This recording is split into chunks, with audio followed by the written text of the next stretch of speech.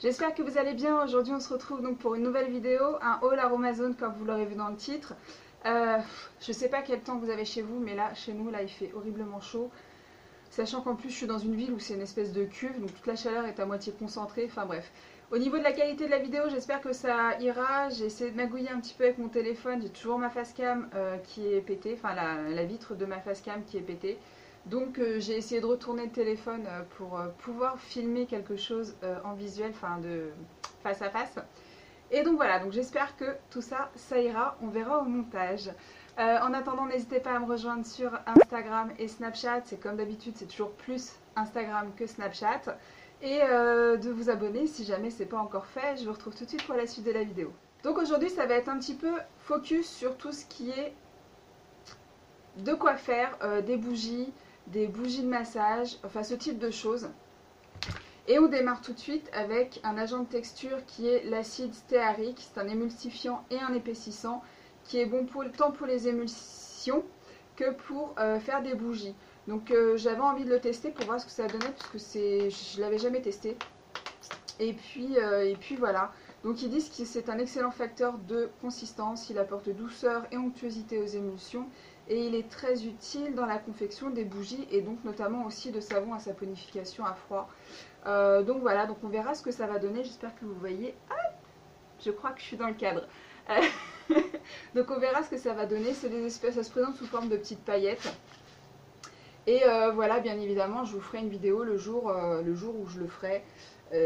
Quand je vous parle de vidéo, là, c'est pas dans les jours à venir ou dans les semaines à venir. À mon avis, ce sera plus sur la rentrée scolaire. Mais voilà, on verra ça. Ensuite, j'ai acheté également l'émulsifiant alcool cétéarylique, qui est un épaississant et un émollient qui donne des crèmes épaisses et onctueuses. Et celui-ci, en fait, j'avais envie de le tester tout simplement parce que je voulais faire un masque capillaire.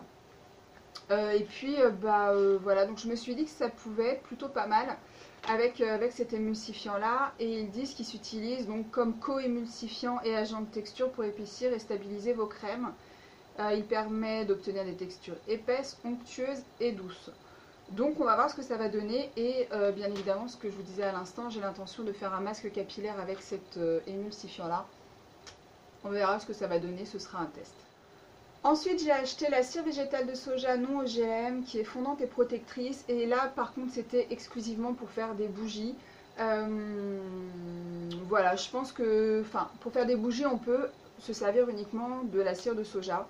Et donc voilà, j'en ai pas encore réalisé, mais ça ne serait tardé pareil, puisque je voulais faire avec cette cire-là une bougie de massage. J'ai également acheté donc pour parfumer mes bougies de massage la cire florale de jasmin grandiflorum qui est fine et florale, et la cire florale tubéreuse qui est puissante et enivrante.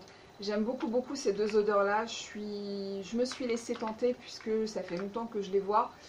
Cependant je ne voyais pas quoi en faire et là je me suis dit que c'était l'occasion pour faire des bougies de massage de pouvoir s'en servir.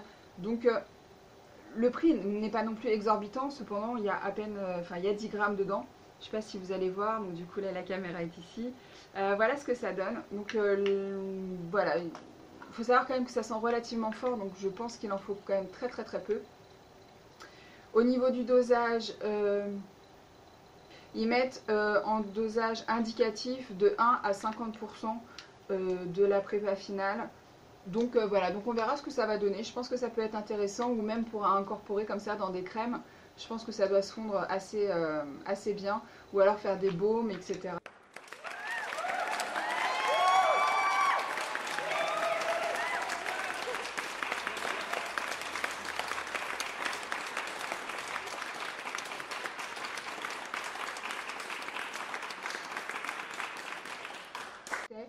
Il me semble que je vous présentais donc les deux cires florales.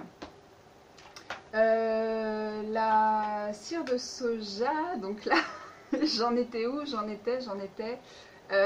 Cette petite boîte, il me semble que je ne vous l'ai pas encore présentée, sinon je couperai au montage bien évidemment. Donc c'est une boîte qui se présente comme ceci, donc c'est une boîte en aluminium, elle fait 80 ml me semble-t-il, et c'était donc justement pour y mettre ma bougie de massage que je voulais faire. J'ai hâte de voir ce que ça donne, simplement j'ai un peu peur, je vais voir si ça fait pas de reflet. J'ai juste un petit peu peur que le récipient chauffe un peu. Maintenant on verra, on va tester. Donc pareil, je ne vous ai pas parlé de la phytokératine, c'est un actif notamment pour les cheveux, puisque moi je m'en sers surtout pour les cheveux. C'est un actif que j'oublie sans cesse de mettre dans mon panier à chaque fois que je vais chez Aromazone, et là cette fois-ci j'y ai enfin pensé, donc merci à Alexandra de la chaîne des mixtures d'Alexandra, puisque c'est elle qui me l'avait conseillé et qui m'avait dit que ça devenait un peu un incontournable pour elle. Ceci dit, elle a peut-être changé d'avis depuis. Donc la phytokératine, là il est fortifiant et nutritif, c'est un petit peu pour tous les cheveux. Sincèrement, ça embellit réellement les cheveux, je ne suis vraiment pas déçue, je l'ai incorporé dans mon dernier shampoing crème. D'ailleurs, je vous ferai une vidéo de ce shampoing quand j'aurai réellement tout ce que je veux de ce shampoing. C'est-à-dire que ça fait la 3e fois que je le fais, parce que je voudrais, donc là c'est un shampoing crème, je vous disais, mais je voudrais qu'il mousse bien. Là, il mousse un peu mieux que ce que c'était la première et la seconde fois. Donc non, ce n'est pas une vidéo clin d'œil aux copinotes, hein. Là c'est Bulle et Audace qui me l'avait conseillé, on en avait discuté puisque c'était un actif dont elle avait parlé, ça s'appelle Naturelift. C'est un tenseur immédiat et apparemment il a des effets assez notables, quasiment instantanément aussi. Donc j'ai hâte de l'essayer, je pense que je l'incorporerai dans mon prochain contour des yeux puisque j'ai bientôt terminé le mien. Là, je crois que celui-ci je vous l'avais mis en vidéo il y a quelques temps de ça, d'ailleurs c'est le dernier contour des yeux que j'ai fait. Donc là j'arrive un petit peu au bout, donc je vais en refaire un autre et j'intégrerai dedans le Naturelift. Donc voilà, donc si vous n'avez pas vu la vidéo du contour des yeux, je vous le mettrai dans le petit i si ça peut vous intéresser. Ensuite j'ai acheté le macérat huileux de Calendula qui est apaisant et reconstituant, donc notamment pour les peaux sensibles et sèches. Macérat de Calendula, cette année j'ai décidé de ne pas le faire moi-même puisque l'année dernière j'avais tenté l'expérience de le faire parce que j'en avais dans mon jardin. Cependant ça a été une catastrophe, au bout de 2 jours il s'est mis à moisir, simplement parce que je n'ai pas laissé sécher les fleurs au préalable. Je les ai mises comme ça, sans conservateur ni rien, et ça a été une cata, donc c'est vraiment pas quelque chose que je vous conseille de faire. Donc du coup cette année j'ai décidé de l'acheter, et il faut savoir également que c'est une huile qu'on peut utiliser comme ça pure pour l'après-soleil. Donc je me suis dit que ça pouvait être pas mal, cependant je sais que cette année je vais faire pas mal de voitures, du coup je me tâte, j'ai peur qu'elle dépérisse un petit peu. Sachant qu'il me semble, mais ça c'est à vérifier sur les fiches Aromazone, que c'est une huile sensible qu'il vaut mieux conserver au réfrigérateur. Mais ça je vérifierai, j'essaierai de vous le mettre quelque part. Donc voilà, je ne sais pas encore si je vais l'utiliser pure ou si je vais en faire une prépa, on verra bien. Et pour terminer, j'ai acheté donc 2 boîtes de bandelettes à pH, donc c'est pour contrôler le pH de chaque préparation. Je vous le dis pas suffisamment souvent, mais il est vrai qu'il faut prendre le pH de chaque prépa que vous faites. Plus ou moins chaque partie du corps, que ce soit les cheveux, le visage ou les parties, enfin les cheveux, le visage, le corps ou les parties intimes, doivent avoir un pH propre à la partie du corps où vous allez employer la crème, le gel douche ou autre.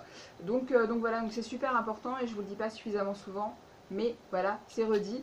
Donc voilà, donc j'en ai pris 2 boîtes puisque j'aime pas être en manque, et puis ça m'enquiquine d'attendre d'utiliser une prépa parce que j'ai plus de bandelettes et que j'ai pas pu prendre le pH, et du coup voilà.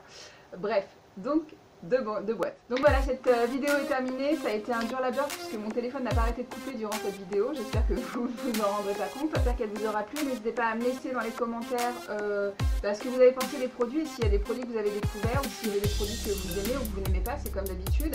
Et puis je vous ai lâché quelques petites infos sur les futures prépas. Donc bien évidemment, c'est ce que je vous disais.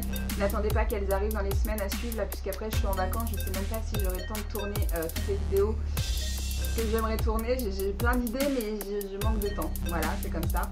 Et puis dites-moi dans les commentaires également s'il y a des recettes que vous voulez en priorité, notamment je pense à l'huile de massage que je ferai sûrement très bientôt. Peut-être que c'est une des prochaines recettes que vous aurez sur la chaîne, on verra ça. Mais en attendant, donnez-moi vos idées sur les petites infos que je vous ai lâchées. Sur ce, je vous fais de gros bisous. N'hésitez pas non plus à vous abonner si ce n'est pas encore fait. D'ailleurs, je fais de gros bisous aux nouveaux abonnés puisque j'ai cru voir que le chiffre avait augmenté depuis quelques temps. Et à vrai dire, je m'y arrête pas trop, donc je ne sais pas. Mais enfin bref, bienvenue à vous. N'hésitez pas à être actif et bien évidemment à liker à chaque fois que vous regardez la vidéo si jamais vous l'avez aimé. Sur ce, je vous fais de gros bisous. Je vous dis à très vite dans une prochaine vidéo. Ciao!